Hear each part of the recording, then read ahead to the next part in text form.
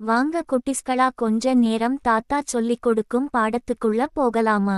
ஒரு அமைதியான மாலை நேரம். தங்க நிறத்தில் மாறிய வானம், பச்சை வயல்களின் நடுவில் ஒரு அனுபவம் நிறைந்த விவசாயி நின்றார்.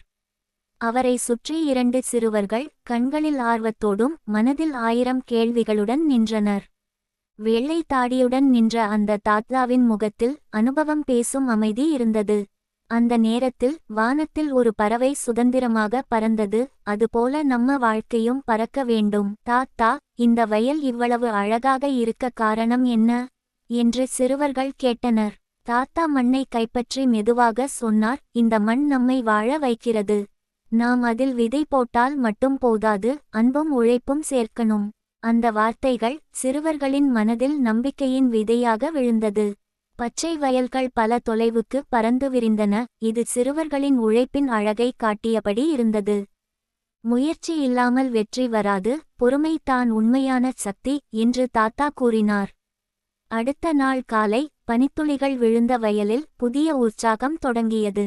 சிறுவர்கள் தண்ணீர் ஊற்றி மண்ணை மெதுவாக பராமரித்தார்கள். நாட்கள் கடந்தது, விதைகள் மெதுவாக செடிகளாக வளர்ந்தது.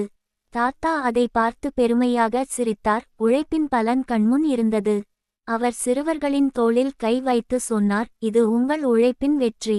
காலம் மாறி வயல் தங்க நிறத்தில் மலர்ந்தது. அறுவடை நேரம் வந்தது. கிராமம் முழுவதும் சந்தோஷம், சிரிப்பும் கொண்டாட்டமும் பரவியது. அந்த மாலை சூரியன் மறையும் போது மூவரும் வயலில் நடந்து சென்றனர். ஒரு உண்மை மட்டும் மனதில் நிறைந்தது. உழைப்பை நேசித்தால் வெற்றி நிச்சயம் உன்னை தேடி வரும். Please like and subscribe my motivational story channel.